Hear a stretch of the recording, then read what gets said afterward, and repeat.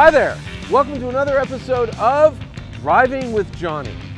I'm Jonny Lieberman, and this is my Rivian R1T. And if you follow me at all, you know I love my truck. And if you follow other people that own Rivians, you know they love their trucks, they love their SUVs, for the most part. But one funny example is Consumer Reports. They put a video out where they were reviewing, I think, the R1S. The woman was saying how horrible she thought it was, at least the way it rode, and then she stops herself and says, but, you know, it's #1 in our customer satisfaction rating, which just goes to show you that people that have Rivians tend to love them. And this leads us to why. Why do I like this thing so much? It's been 3 years, 36,000 miles, and I like my R1T more today than the day I got it. Why? Let's find out.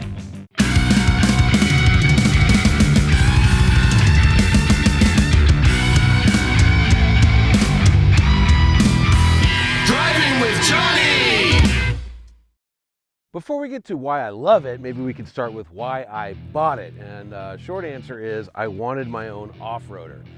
I'm in a very lucky position in the industry. I could say, you know, hey, Chevy, give me a truck, and I'll have a truck. Hey, Mercedes, give me a G-Wagon, they'll bring me a G-Wagon. And I really do love to go off-road. Problem is, even with really good off-road vehicles, you scratch them a little bit, and then you gotta make the phone call. Oh, I'm really sorry, I didn't mean to. I just wanted my own vehicle that I could scratch, and I wouldn't have to tell anybody except for my wife. I was all set to get a Lexus GX. I think it was a 460, and it was during the pandemic, and I actually put an order down. They make a maroon one. You've never seen it because nobody gets that color. I was all set to go, and then we actually did this thing with Rivian in 2021 where we drove on this trail across country called the Trans-America Trail. It's like 7,700 miles off-road. I drove off-road for 10 days straight. 10 days straight, and just fell in love with this thing. Got back, showed one to my wife. She says, I think it's gorgeous. I said, can we get yellow and green? Packers colors. She's an Eagles fan. She said, sure. And then I told her afterwards. And we got this truck, and it is just a great off-roader. However, we're gonna be doing a little bit of rock crawling, so got these awesome Ston tire deflators. We're gonna drop some air out of the tires. Why do you drop air out of the tires? Well, when you go on rocks, you don't want the tires to be really hard, otherwise you'll puncture them. Plus, it's better for grip and actually for sand and stuff like that. It makes the tires wider so you get more traction. And these are great because you just set the PSI you want. We're gonna go from 50 down to 28. A lot of times on off-road vehicles, you'll see them go down to 18. Because this is an electric vehicle and it's so heavy, it's 7,000 pounds, that's too little air pressure. 28 is kind of what Rivian recommends. I've been doing it for years and I've never gotten stuck. So I'm gonna go down to 28.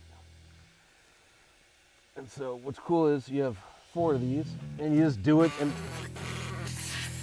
forget about it. Pro tip, when you're taking off your little caps, what I like to do is I put them in the coin pocket of my jeans. If you're not wearing Levi's, are you really going off-road? I don't know why I just said that. It just happened to be Levi's. I usually wear like the perfect jean or something. Well, then the idea is these stop themselves at 28 PSI. And then we just take them off and we're good to go. And then what I like to do, I'll start to show you how I have this thing set up for off-road.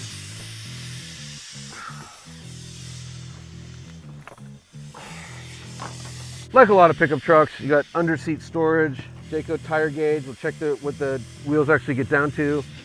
I got a couple other things, nothing too crazy in here. Like I have a toolkit, so just like screwdrivers and Allen wrenches, this thingy, one of these, you know, just nothing, basic trail repair stuff. Got to have a machete in case Rylick, our cameraman, gets out of control. This will set him straight. So this is just a good little mini machete, survival machete, Ontario knife. I have a couple of these actually in the truck. It's great because, you know, you can hack, you can stab, you can saw with it. You can actually hammer with this thing, either here or just use this. You can see it's real thick. Bungees and rope, just little odds and ends you might need on the trail. It's just like a rubber tie down, but what's cool is it has this metal, I think it's aluminum, little thing. So I use them, kind of get in the bed here, and you can hear the tires are starting to stop. just a little shovel. And again, it's not a big shovel because you don't need a big shovel. I'm not digging ditches, and I'm not really digging this truck out because it doesn't get stuck. I'm digging other people out if they get stuck in the sand, but you just have these little ties here. They're super useful. I have traction boards. I've never had to use them. Again, I was up in Big Bear one time, and these poor people from another country showed up in a Dodge Charger, and it snowed, and they couldn't get out of their driveway, so we got to pull one of these off and use it. These are these cool Molly panels built by Built Right Industries, another cool American company. Over there, I got a Factor 55 tree strap. It's just for wrapping around a tree and then like winching off of. Doesn't have a winch, but actually I have a lot more off-road stuff here. I'll show you. So this is the gear tunnel. These are so useful. 2 folding chairs. It's probably the most useful thing I have in there. Some more Built Right bags, and these strap onto the Molly panels. And this is, I just take this with me when I go off-roading. This isn't specifically for the Rivian, but it's just got some stuff in it. Obviously, gotta have more than one machete. This is the older case actually, which has this cool like leather belt loop. Extension cord, this is an EV, but also, hey, you might need an extension cord for something else. This is a jumper, not for an electric vehicle, but for a regular car. It's cool, like lithium jumper thing. Actually, you can see it's got the, for biting onto the batteries. It's just a bunch of stuff you'd need when you go off-road, and it's just easy to throw it from vehicle to vehicle. And then, up front, I've got nothing. See, it's a big Frunk. You can actually get 12 bags of groceries in here. But under it, and this is what's so cool about, this is why I'm hesitant to ever get a Gen 2 truck, because some of this space down here is eaten up by the heat pump. I've got more off-road junk, and well, it was an optional thing. It's a kit made by Factor 55 that came with the Rivian that I've actually added on to. I think that tree strap was actually part of it, but it's got a pretty good sized strap. And then it's got some soft shackles that came with. I went ahead and got some heavy duty soft shackles. A friend of mine was driving a Rivian and he fell in a hole. Like literally the car fell in a hole. So I had to pull him out. And you know, you're pulling 7,000 pound things out with a 7,000 pound thing. This is a much stronger rope than this. Even though this is rated, should be able to do it. I prefer these. Also, of course, why have hard shackles? Just hard shackles when you can have soft shackles. So I got some pretty good hard shackles. And if you've never seen a soft shackle, it is a fun word to say. Basically, you have your hitch points, toe points, put this through, connect the strap through here or whatever else. You know, again, over 4 tons of weight can hang off of this shackle. And because I was getting paranoid, so this is the strap it came with. This is the bag that Lucid gave me, which I keep in my Rivian. And I was like, you know, again, Rivian to Rivian, so I got a big strap. So this is the ARB strap, so you can see the thickness difference, and this can just handle more weight. Same thing, soft strap, but yeah, that's for getting yourself out of bad situations. This is another part of the Factor 55 kit. I think this was part of it. If not, I bought it. But this is it goes into the tow hitch. You put a hard shackle on this, and then go through there, and then you can tie up to this, soft shackle to this, rope to this, whatever you want. So pretty cool. If you're curious as to what else I keep up here besides shackles, I have a couple EV related things. So this is a 100-foot extension cord, which, hey, sometimes the only place to plug in is a wall at someone's house. So this will do it very slowly. To do it more quickly, big plug, plugs in, Rivian mobile charger. And this is actually super cool. This is the NACS adapter. So in other words, you go to a Tesla supercharger, and then you plug this into the Rivian, and you can charge on the best charging network, which is Tesla's, even if you're a Rivian, which is super cool. And again, all this stuff I'm showing you fits below 12 bags of groceries. Super awesome. And then, you know, when you're doing routine maintenance on your Rivian, this is all you need. This is where you put in the windshield washer fluid. And that's all there is to do in terms of maintenance. As far as mods I've done to the truck, besides like the Molly panels, wheels and tires. You know, there's just not much you need to do, but Black Rhino Wheels got in touch with me and said, hey, you want a set? I said, yeah. So I got them. And then the tires that it comes with, Pirelli Scorpion, the SUV tires, and they're fine. They're good all-around tires. I wanted a really great off-road tire, but I also wanted something that would work on the road as well. So I went with these. These are Toyo Open Country 3. Little bit of a range hit, probably lose like 5%. So let's say I was charged to 200 miles and it would do 200 miles on the Pirellis. I'll lose like 10 to 15 miles of range by having these tires. I could switch back. I choose not to because it's worth it to go off-roading Very, very capable off-road tires. The deflators did their thing. You can still tell the tire looks like it's been deflated a little bit. It's starting to bulge out on the bottom. There's a computer that'll tell me, you know, what the PSI is, but you have to drive a few miles. So I have this old analog device and we can just check real quick. 128, it's saying about 25, a little low, but that's totally within spec. And again, you don't have to do this step. I just think it's a good idea just in case one is way too low. 21's pretty low. I'd actually pump that up a little bit before we go. Oh, these are like set to 20. All right, so these might have to come up a little bit. Guess I should have checked the stons. All right, well, we'll be filling these up a little bit. So there's so much to talk about with the screen. Rivian is really, let's call it infotainment focus. I think I normally would say software, but software means there's a lot of parts of the car that run on software. It's electric, but this screen, part of the reason why I love this thing so much is not only this screen, but it's like what they have done to improve this screen. So when I bought the car 3 years ago, there was no cartoony picture of the Rivian. It was just a photorealistic image of the Rivian. And for Gen 2, because they have a real engine, they can eventually be able to do like crazy animation. They went ahead and changed it. But depending on the mode you're in, it'll go ahead and change the image on the screen. So if I was going to go into rock crawl mode, boom, I'm on rocks. And then this stuff can change too, depending. Like we're still, the way I have all-terrain and rock crawl, they're both at the highest suspension height. But watch this, we'll go into rally mode. Okay, and it says, is it safe? Yes, we're safe. So it's going to lower it down to whatever it is, and it's showing us like on a, you know, dirt patch there. It went down to high. If we go into drift mode, lower it some more. Turn off stability, yes. Okay, and so not only does that change, but you can see the ride height has changed. Ride feel has gone to firm. Whoops, we'll get back to that in a second. Stability is on off, and then, you know, soft sand. I'm in soft sand. I'm not in soft sand, but, you know, looks like this. We're doing Baja mode in the desert, basically. Go back to rock crawl, and then it has the ability to hold. You see it adds that, so you have a little like hill hold feature. We're in park, we're not going anywhere. But this is all new. Like it had the modes, but what we're able to do in the modes has all changed because they're constantly updating the software. Like they're constantly just kind of updating everything. Let me give you another example. I'm going to go into on-road for just a second here. So go into on-road. Give me 1 second. I want to catch up. Sure. Okay.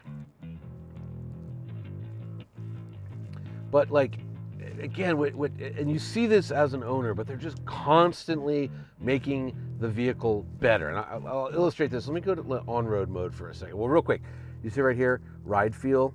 When you're in rock crawl, you have firm and soft, right? By the way, these animations showed up on an update. They weren't there initially. They showed up. Go to on-road. Yes, we can lower it. Okay, and what you'll notice is we actually have 3 ride feel settings, okay? Ride quality settings. We have moderate, we have soft, and we have firm. But here's the thing. When I bought the truck, it just had 2, soft and firm. And, you know, maybe the soft was a little too firm, and so they went ahead and they changed it. Well, a lot of us didn't like it. It got too soft. So eventually they added in moderate, which was actually the initial soft setting. So because it's a software-defined vehicle, they can just keep adding and adding and adding and making the truck better. When I bought it, it did have sport mode. It did have conserve mode. It didn't have snow mode. That just showed up one day on an update. Also, tow mode. This is all new. This wasn't there when I bought the truck, which is incredible. You can have 3 different trailers, set it up for that. I don't tow, but you could. Anyways, we're gonna go back to off-road mode, going off-road, rock crawl, and yeah, we're ready to go. But before we go, and again, just want to show you what this stuff looks like. Then they added all this stuff. Okay, so none of this was there when I purchased the truck. They added an altimeter, which is pretty cool, and you can see I went down to the beach and I went up pretty high somewhere. Pitch and roll, which is good for off-road. Tire pressure, but look, they added this. Actually, they added the tire pressure. The tire pressure over here, it used to only be over here, but you'll notice where it says updated at 841, they added that. Remember, we dropped our tire pressure down to 28, so we haven't rolled yet, so it has to get like a rolling measurement. That's cool. And then this is really cool too. They added in the motor temperatures, and this is great for off-roading, and we'll see these go up actually. This is the quad motor, I should mention. 835 horsepower, 908 pound-feet of torque, split between these four motors. If we were in another mode, let me just go to on-road for just a second. When you go off-road, it shows you your pitch and roll. Obviously, when you're on-road, you don't need that. So this display shows you your mileage, but it also shows you your battery temperature. So right now, and again, we drove, I don't know, 40 miles from my house to get here. We've been sitting for a while, but battery's sitting at 90 degrees Fahrenheit, good to go. Go back to off-road. Again, all this showed up after I bought the truck. Like these controls were over here. It was all different. They've just improved it so radically. But lots of other stuff has showed up since I bought the truck. Like the HVAC has gotten better, not physically, just programmatically. Like for instance, there was no rear seat. You had left and right sides. They added in a separate control for the rear temperature. You go to the front here, HVAC auto, you have a choice. You can have medium, low, or high for the automatic temperature control, or just turn it off and you control the fan yourself. So this has been a great update. I use this all the time, basically going between low auto and medium auto, because the HVAC is now so good. Medium sometimes will freeze you out on a hot day, so then you got to drop it down to low. It's great, and you're not playing around with the fan speed. Also, one of the things I didn't like about the truck when I bought it, and most people didn't like, was the vents. There's no way to manually adjust them. You do it here on the screen. See this? Pull it around. However, there was an update and they came out with presets. So I like air blowing in my face. My wife hates it, right? So here's me, I'm A, and she does B. Now what Rivian has to do is key that to your driver profile, because it tells who's driving it based on where the phone is. And it's so smart, even if like my wife is sitting here with her phone and I'm over here with my phone, it knows I'm driving. But yeah, the presets are just game changer, game changer. If you're married, it makes life so much easier. And I don't know how thorough we need to get. I could go on and on and on, but just again, stuff that wasn't there when you purchase something that has showed up and made my life better. This wasn't there. This is my garages. I only have one garage, but like that's my home garage. I can open and close my garage right now if I wanted to, as long as I've got connectivity. And it's great. It's actually easier than going in the house and hitting the garage door opener. Just do it from the truck. This whole screen here, this wasn't here. These are all the things that like do something physically on the truck. So charge port, frunk, turns on the floodlights, folds the mirrors, interior lights, bed light. These are the gear guard doors. This is the tonneau cover. This drops the tailgate, and this wasn't here. And all this is actually functionality that showed up later. Car wash mode got added. Pet comfort got added, which means if you're gonna leave your dog in the car, you can say, hey, turn on pet mode, and it goes ahead and leaves the temperature running. You can see that it's going, and that way your dogs won't die, which is great. Turn the displays off. This is great if you have a kid. Lock the rear display. Even better, lock the windows. Even better if you have one lousy kid and one good kid. You can say, okay, good kid, you can open your window. Lousy kid, you can't. Also, like lousy spouse, you can't open your window either, right? So you have full control as a driver over who can roll down what, which is awesome. And this was there, but added a thing. This has some outlets on it. You can turn them on or have them turn on for a couple hours. Useful for camping. Oh, camping! Jeez, this wasn't here on the truck when I bought it. It's got a camping mode. Okay, what's this? Well, the big thing that everyone freaks out about is level the truck. So if you have like a rooftop tent or a bed top tent, you hit this, it's on air suspension, and it just levels the truck out, so you have a flat surface. Camp courtesy, what this means is you're gonna be going in and out of your truck as you're camping, so the lights don't turn on and stuff like that, the tail lights don't flash. It just, it makes it nicer for other people. These are again the floodlights off the mirrors, manage energy, so this is gonna like keep the displays off, don't look for updates, it really just like preserves the battery. And again, I keep getting back to this, but like when I bought it, this wasn't there. When I bought the truck, it had 270 miles of range. They did an update, it has 285 miles of range. They're just constantly making this thing better. And I can go on, oh, look, YouTube. They added YouTube, actually Google Cast, so you can watch anything you want as long as you can stream it from Google, Netflix, Disney, whatever. And then it has native YouTube. Just start watching, and I don't know, can we show YouTube on a YouTube show? I guess so. Yeah, hey, look, Driving with Johnny on YouTube Premium. Voila, you can watch YouTube from the trail. It's just ridiculous. Hey, get out of here. I can just keep going and going and going. They added Apple Music. Just keep making it better and better and better. They added a dash cam. We're gonna do a clip about things I don't like about my Rivian. One of them is they added in a dash cam, and it, on my truck, for whatever reason, it no longer saves clips.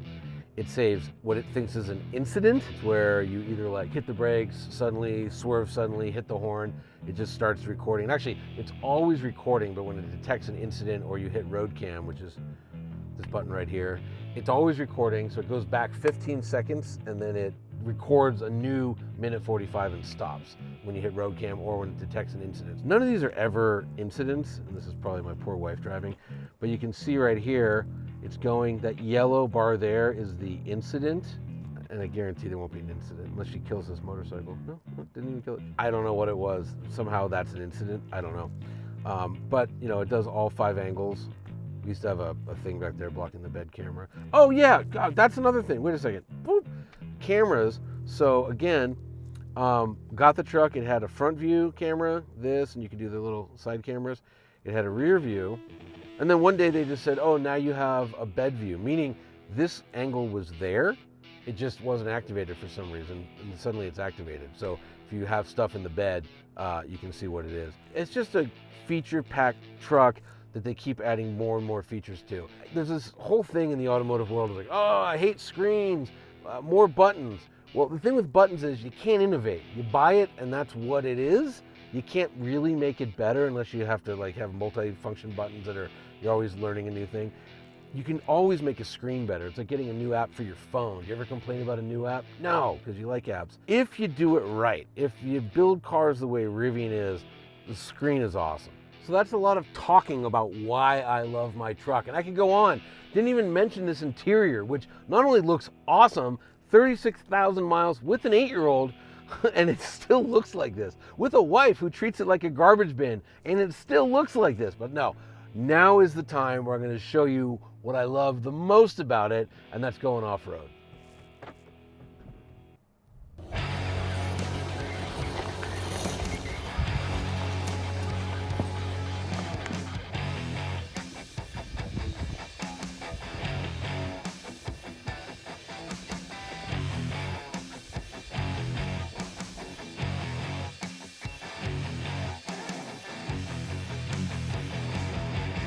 One thing I did when I bought the truck is I got it wrapped, because while not like wide like a Ram TRX, which I had before this, it's pretty wide. It's almost 80 inches wide. It's kind of the same as a Land Rover Defender. It's about the same width. You know, if you got trees and bushes and stuff, you will scrape.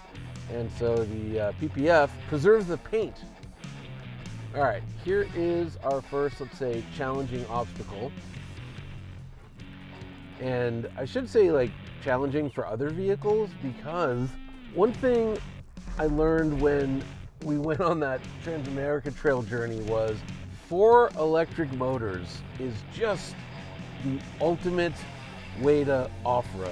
If you think about it like a gasoline engine, it's sort of the very worst solution possible for off-roading, right? You have something that idles at 1,000 RPM, right? And if you want to make torque, you gotta floor it and get up to like 3,000 RPM. And then you have to have a reduction gear in the transmission to reduce the crank output 88 times or whatever. And it's just, it's hard. You're doing this a lot, lunging. With this, especially if it's programmed well, I'm touching the pedal like maybe 1 or 2%, the throttle pedal, and I have, remember, electric torque is at 0. In other words, before the motor starts moving, it's at its most powerful, and I have 908 pound-feet of torque. Each wheel has its own motor. It's practically unstoppable. In fact, when I drove the electric G-Wagon, the Mercedes G580, I was a little annoyed because it was the first street vehicle I'd driven that was actually better off-road than my truck. It's got other problems, that thing, but it's really good off-road.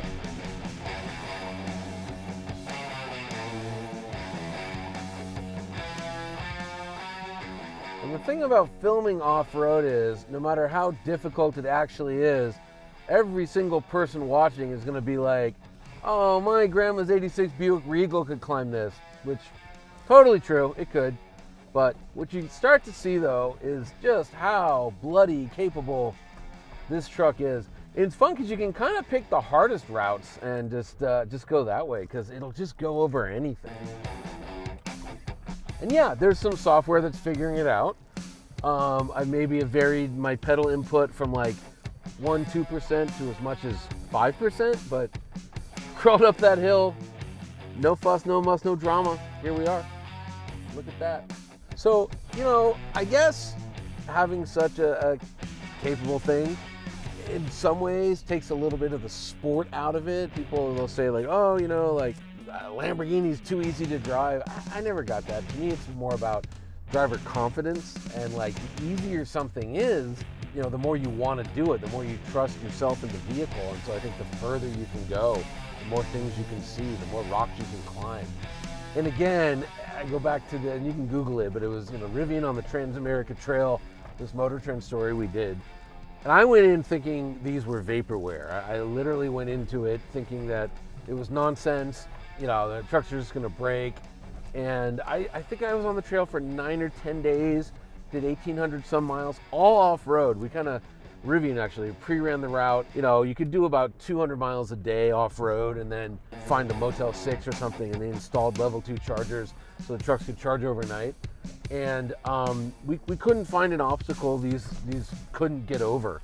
And, you know, other staff, my colleagues at Motor Trend, they went to, you know, Moab, like real serious off-roading, Black Bear Pass. The truck passed with flying colors. I think 2 things besides tires broke.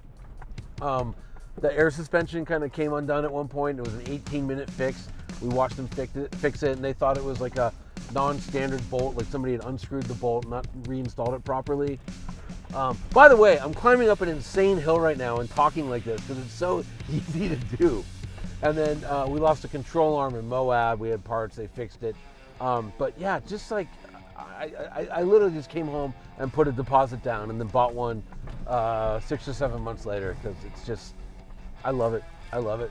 I say this all the time, you know, it's the best thing I've spent money on. Some of you might know Kyle Connor from Out of Spec Reviews, buddy of mine. He's got a first-gen R1T. He says the same thing, best thing he's ever bought. I can't really envision my life that I lead without this truck. I know I'd be fine because I lived for many years not having it, but like, it just fits into my life so well. Yeah, it's just such a great vehicle. And look, rocks getting banged around, no problem. Forward momentum, not stopped. I don't know, I just love it.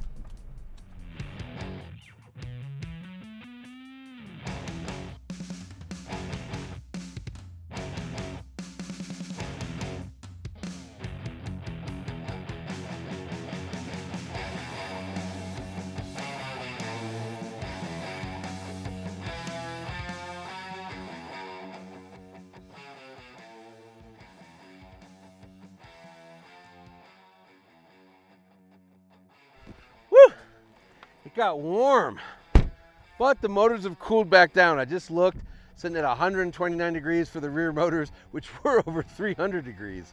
I hope I've shown you a bunch of reasons why not only do I love Rivians in general, but specifically my Compass Yellow Rivian R1T. I want to thank you for watching another episode of Driving with Jonny. If you have any questions, any comments, leave them down below. Remember to like and share and subscribe and hit the bell thing. Do all that, tell a friend, and we will see you on a future episode that's coming real soon.